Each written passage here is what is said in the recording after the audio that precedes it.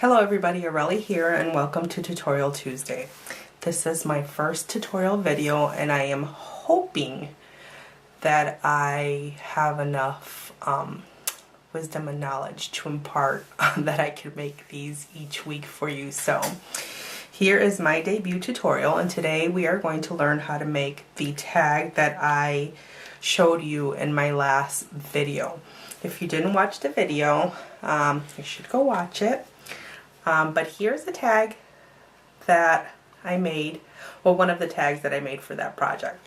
So it's a leather vintage look tag, and we're going to learn how to do that today. So let's get started. Here are some of the tools and supplies that I used for this technique. We have the Versamark ink pad. We have the Tim Holtz Distress Embossing Powder in Vintage Photo. I have a stamp here that I am using from Inkadinkado Beauty Stems collection. Funny word, beautiful stamp. We have the Tim Holtz Distress Ink in Vintage Photo. My blending tool. This little pouch here, I'm not sure what you call it, but it's used for embossing. We'll be using that today and I'll show you how to use it. If you don't know what it is, you will. And then my glimmer mist that I'll be using today. And the colors that I selected for today are Aged Brick, Lemon Zest, and Iridescent Gold. So there's that. And last but not least is this tag. It's your regular standard shipping tag that you could pick up at any office supply store. Here it is. Pretty boring, not much to it, but we are going to make this beautiful, so hang around. Okay, let's get started. So the first step is the glimmer mist. We are going to spray the tag with glimmer mist, and I like to start with the darkest color, which in this case is the Aged Brick. So we're going to spray the tag. We're going to get a pretty good amount of glimmer mist on there, and then we're going to use our heat tool to dry the ink. And what that will do is cause the ink to move around the tag as you're heating it. And that will create the vein effect that makes it look like leather. So here we go.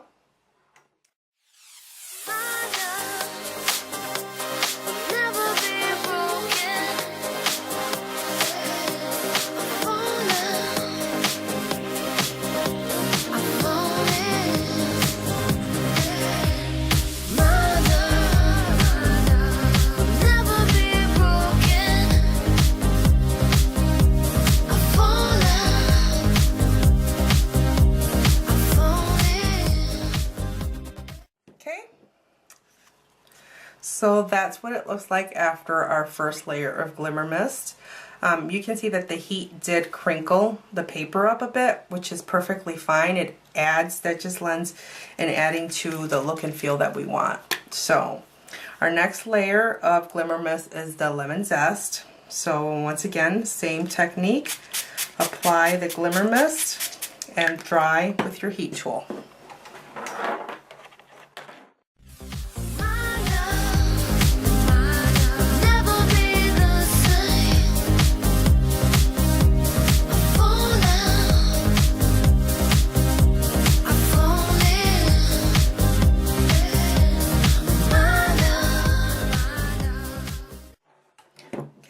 And there is our tag after the second layer of glimmer mist.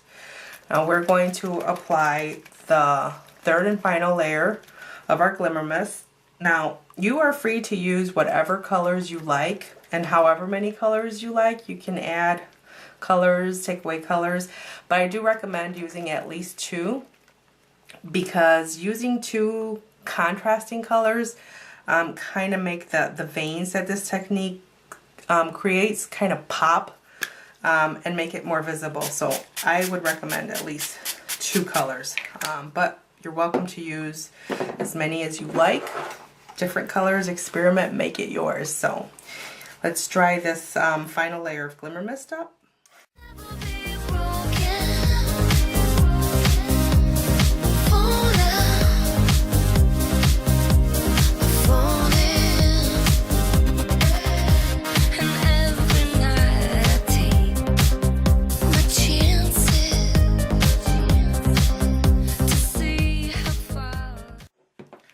Okay, so there is our tag after it has been glimmer misted.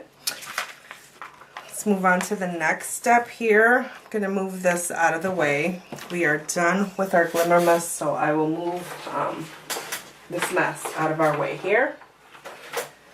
Okay, our next step would be to actually ink the edges of our tag with our Tim Holtz Distress Ink and our blending tool. It's a pretty simple technique. Just get some ink on your blending tool and then just rub the edges. There's no rhyme or reason to it. Just apply it to your edges however it's comfortable for you. So you can see how that is adding an additional dimension to our tag and adding to that worn look that we are desperately seeking. So it's starting to really look old and worn, like it's been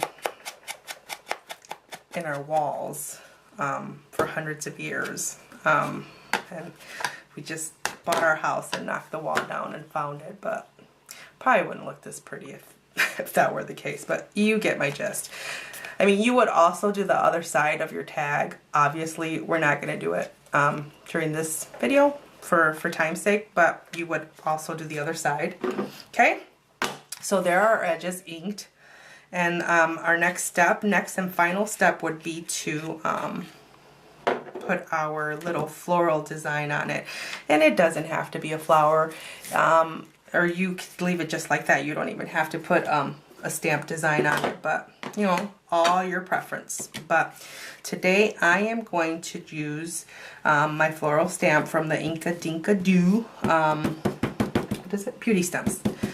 So what I'm doing here is applying the Versamark ink on it. Oh, before I do that, this little pouch here, I told you I would tell you what it was for. What you do is you rub the tag or wherever you're going to heat emboss, and what that does is it removes the static and it causes the Versamark ink that we applied to our stamp here, the embossing powder that we will put on here in a minute, it causes the embossing powder to stick only to our stamped design and not anywhere else on the tag. So that's important, so make sure you don't miss that step. Okay, we're applying this here. There's that. And then we take our embossing powder and the Distress Photo and we pour it generously over our stamped image. There is that.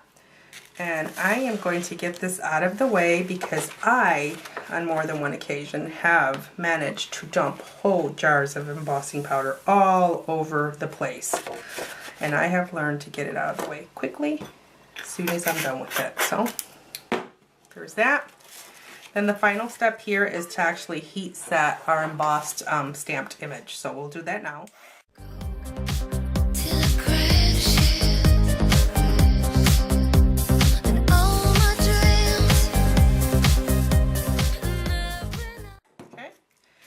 And there she is. Isn't she beautiful? You have a tag that looks like worn leather. It's just beautiful. If you love vintage, this is a technique you definitely want to try. Remember, we went from this boring tag to this beautiful tag with just a few minutes and just a few supplies, and there she is. I hope you enjoyed my tutorial. I hope that you learned something. Leave me a comment, let me know how I did, and we look forward to next time. Thank you.